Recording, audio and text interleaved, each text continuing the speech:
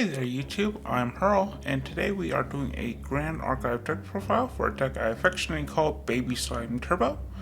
This is definitely a more casual deck than what I've been putting up more recently, but it's still a really fun deck.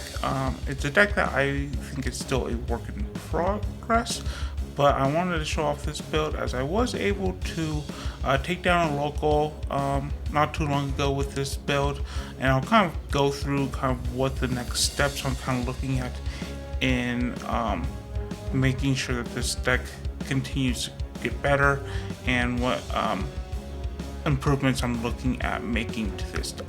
So unlike normal, I am going to start off with the main deck instead of the material deck because I think the choices in the main deck will make the material deck make more sense. So starting off, we're going to have our 4 copies of Slime Swarm and 4 copies of Slime Cyclone. This is what gives the deck the name Baby Slime Turbo. So when these come out, it summons 2 Baby Slimes rested, and then these things during my recollection phase also summon a Baby Slime. Because of these cards, the deck gets out of hand very fast. So it's just kind of is meant to just overrun your opponent with the amount of Baby Slimes that you are putting out onto the board. I'd like to run for the Slime Cyclone because I just really want to see it, and if I can see it in multiples, it's just so great. And then obviously Slime Swarm is just really good, and I have ways to like bounce it back and put it back on the field, and it just again puts more Baby Slimes onto the board. For our remaining animals, we have 4 copies of Wild Growth Feline, 3 copies of Protector Raccoon, and 3 copies of Fluffy Shopkeep. So these just get bigger every single time a animal comes onto the board, and all of your slimes that you're summoning are animals, so they just get bigger and bigger and bigger. Protector Raccoon helps protect your slime swarms, or often more importantly, protect these cats, because these quickly do become a target because of just how quickly these can also get out of hand. Again, it's going to be a theme with the deck of just trying to get out of hand really fast. And then Fluffy Shopkeep is protection. It's also an animal, so it will trigger Wild Growth Feline and draws cards.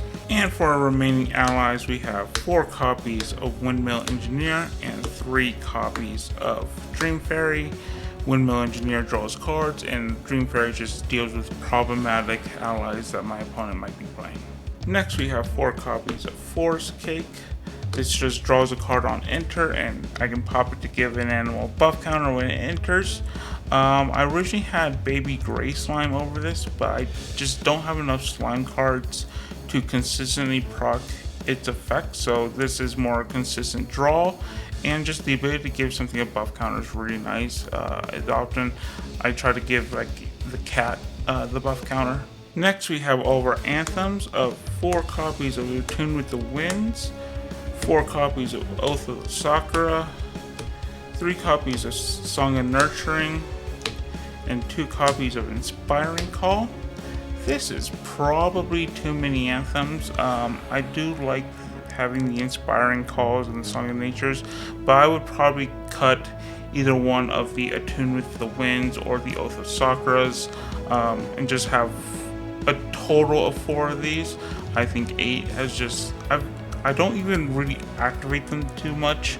They kind of sit in my hand a lot because it's like, oh well, I could play these and buff my entire board, or I could do other things, and I usually just choose to do the other things.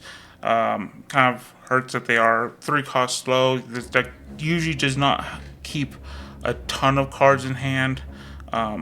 It tries its best, but it doesn't usually keep a ton of cards in hand, so just having 8 copies of a 3 cost slow isn't always the best, but you know, it's still I would still keep at least 4 in there. Next, we have 4 copies of Fellowship's Gale. This is just a Aether charge that gets +1 for every ally on board. So usually if I can just stack 2 of these on an Aether Wing, each one is usually probably I usually have at least like 5 or 6 allies on the board. So each one of these, since it's already one, say I have 5, which is a pretty common number for me to have. Each one would have a total of 6 power plus the bow. So even just having one, that's 7 power in an attack. If I have 2 of them, that's 6 times 2, so 12. Plus the bows, that's 13 damage. So again, another way of just getting out of hand really fast is my board's now huge, and now I'm just shooting you for a lot. Next, we have 4 copies of Displace and 3 copies of Zephyr. This just kind of re-triggers a lot of my on-enter effects. It can re-trigger Dream Fairy, but more importantly, it can re-trigger Slime Swarm. Just getting more baby slimes out, or if it is Dream Fairy, I get to deal with another ally that my opponent has that's being meddlesome. Finally, we have our draw power deck and 4 copies of Fairy Whispers, 2 copies of Scout the Land, and 1 copy of Turbocharge. So again, it's just draw power. One thing I might do is I might cut the 3rd Zephyr for a 3rd Scout the Land, just because I just want to see more cards. And technically, like, they just kind of replace themselves, except for the Turbocharge, they just kind of replace themselves. But it's still just getting to the pieces that I need. Yeah, Scout the Land doesn't allow me to like put things on the bottom, but it still allows me to see cards that are coming up, make a plan, and also make sure I'm getting the cards I need faster. So now we'll go with the material deck, where we have Spirit of Wind, level 1 Sylvie, and level 2 Sylvie. I basically never go into level 2 Sylvie. It's just there in case like I just need a little bit extra life, or I want another quick draw. But it does cost me 2 to get the 1 draw. I will almost always turn 1 just go into level 1 Sylvie. During my first materialize that I can go into it, just because all my things are class bonus, and it also gives me another buff counter. Next, we have our draw regalia of Grand Crusader's Ring, Backup Charger, and Purifying Thurible. Just more draw power. Again, like I said, I don't usually keep a ton of cards in hand, so just having more things that give me more cards is fantastic. Next, we have Seeker's Aetherwing and Trivariate Dream. This is purely as a backup for if this one gets popped. This is purely the Aether Wings that I use for my Fellowship Scale. I don't get any of their effects because I'm not Ranger, so I don't get the class bonus, so I don't get Spell Shroud, I don't get True Sight, I don't get Trivariate Dreams on attack, but that's not what I'm playing them for. I'm playing them to have a bow that Sylvie can shoot for lots and lots of damage. Next, we have Key Slime Pudding. This is just a very good card in this deck, because if I have 1 or 2 of the Cyclones on the board and have a Slime Swarm in hand, then I can bring this out, immediately pop it. The Cyclones will bring out their baby slimes with a buff counter, and then I can play the Slime Swarm, which will come out with a buff counter, and the baby slimes it summons comes out with a buff counter. So I quickly have, if I have like 2 of the Cyclones, or even 1 of the Cyclones, if I have just 1 of the Cyclones, I now have 4 2/2s on the board. Now 2 of them do come out rested, but again, it's just, I suddenly have 4 2/2s. If I have 2 of the Cyclones, I now have 5 2/2s. So yeah.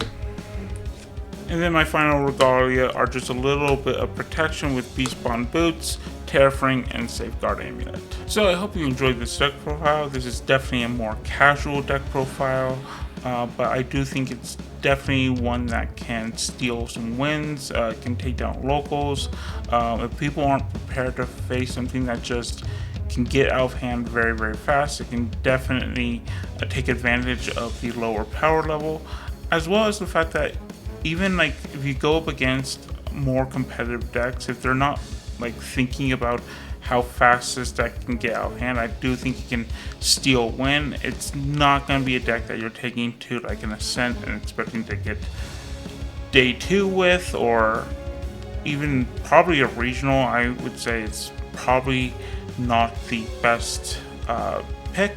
But locals, maybe a lower powered store champs. This is definitely a deck that you can take, do pretty decent well with. I would definitely make some changes as the deck as I continually try to make the deck a little bit better. But it can definitely steal some wins, and you'll have a lot of fun playing it. So yeah, I hope you all enjoyed, and we will see you in the next video. Bye!